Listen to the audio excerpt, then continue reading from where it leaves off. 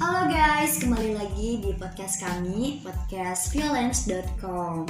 Nah, karena gue belum pernah ngisi di podcast ini, gue mau memperkenalkan diri gue dulu nih. Nama gue Putri Pojia.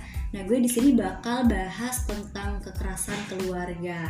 Dan di sini tentunya saya tidak sendiri dong, dan saya ditemani oleh teman saya yaitu Entis. Halo Entis. Halo Putri, ya perkenalkan ya guys, nama gue Entis Sepuluh. Gue di sini akan nemenin Putri membahas tentang kekerasan keluarga.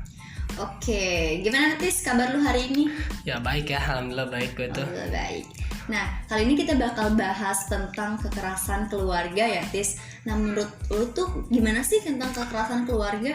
Nah, kalau misalkan menurut gue tuh ya kekerasan keluarga itu memberikan penderitaan baik secara fisik maupun mental di luar batas-batas tertentu terhadap anak atau keluarga yang lainnya, seperti kekerasan pada anak atau orang tua ataupun pasangan kita sendiri nih, yang mengakibatkan pasangan kita bisa terluka. Seperti itu mungkin. Oh, seperti itu. Jadi berupa penderitaan ya, penderitaan, Oke. betul. Nah, kemarin gue juga nemuin berita mengenai kekerasan keluarga nih, di mana ada ayah tiri yang menyiksa anak 10 tahun menggunakan sulut api rokoknya di kemaluan bocah itu. Itu sih di Pulau Riau ya. Nah, menurut detik.com pada hari Kamis tanggal 27 Oktober 2022. Dan itu sangat baru banget ya gitu beritanya, karena emang baru kemarin banget gitu.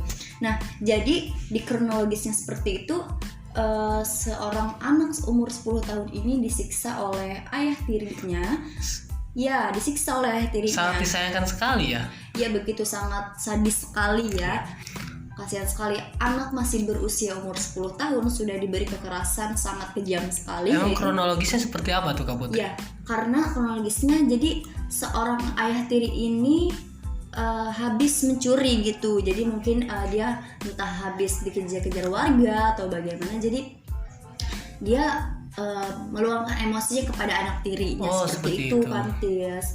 Nah, menurut Kantis apa sih untuk cara untuk mencegah kekerasan keluarga ini? Nah, kalau misalkan untuk mencegah kekerasan pada keluarga ini, mungkin kita ngikutin ke undang-undang ya, dimana dalam undang-undang ini sudah dijelaskan bahwa diperlukan pemberatan sanksi pidana dan denda bagi pelaku kejahatan terhadap anak, terutama untuk kejahatan seksual yang bertujuan memberikan efek jera serta mendorong adanya langkah konkret untuk memulihkan kembali fisik atau psikis dan sosial anak supaya bisa normal kembali gitu tuh. Oke, bener banget ya, pasti sudah ditegaskan dalam undang-undang ya Tis ya, dimana untuk untuk menanggulangi kejahatan ini memang harus ada jeraknya untuk para pelakunya seperti itu ya. Mungkin kita juga bisa nih melindungi anak dari kejahatan kita nih. Nah, mungkin tidak hanya tanggung jawab dari orang tua saja ya, kita juga sebagai kakak gitu bisa melindungi adik-adik kita gitu. Lalu gimana ya kita cara orang tua nih supaya bisa mencegah kejahatan dari kejahatan kekerasan anak seperti itu? Menurut lu gimana, Tis? Ya, menurut gue mungkin tentunya harus ada edukasi terhadap orang tua gitu, sama keluarga juga, yaitu memberikan anak pengetahuan mengenai cara melindungi diri gitu tuh. Selain kita memberikan pengetahuan kepada anak juga, kita juga harus memberitahukan edukasi yang lebih terhadap orang tua, yang nantinya anak kita itu bisa kedepannya bisa menata masa depan. Nah, di sini tuh karena maraknya kejahatan fisik seperti ini tuh yang terjadi pada anak, pastinya membuat para orang tua ini semakin khawatir dengan keselamatan anak ya. Tentunya tadi kan orang tua bapak yang menyiksa anaknya.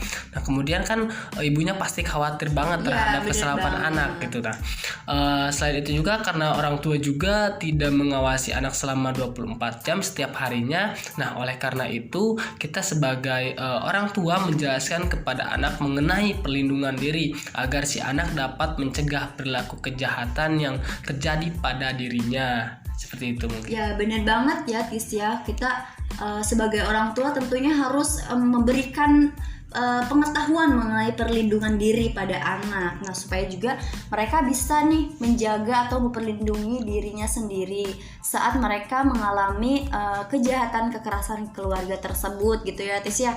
Nah, mungkin kita juga sebagai orang tua nih bisa jadi atau bisa membekali anak dengan ilmu bela diri yang misalkan kita bisa lihat di YouTube tutorialnya supaya anak kita juga dapat memahami ilmu bela diri seperti apa dan bentuknya ada apa aja gitu ya. Tentunya kan banyak sekarang pelatih bela diri entah itu pencaksilat, taekwondo segala macam kan. Iya betul banget. Nah mungkin kita juga bisa masuk ini anak-anak kita ke komunitas taekwondo, pencaksilat dan lain-lain supaya mereka juga punya nih dasar atau ilmu untuk membela diri. Betul. Nah setelah itu kita juga mungkin wajib banget gak sih melapor kepada pihak yang berwajib terkait kekerasan kekeluargaan ini, karena memang harus ada tindak lanjut gitu ya dan harus ada efek jerak untuk pelakunya. Nah oke guys, mungkin itu saja yang bisa kami informasikan di podcast kali ini. Dan untuk informasi-informasi tentang lainnya atau tentang informasi lainnya kita akan bicarakan di podcast selanjutnya. Terima kasih yang sudah mendengarkan.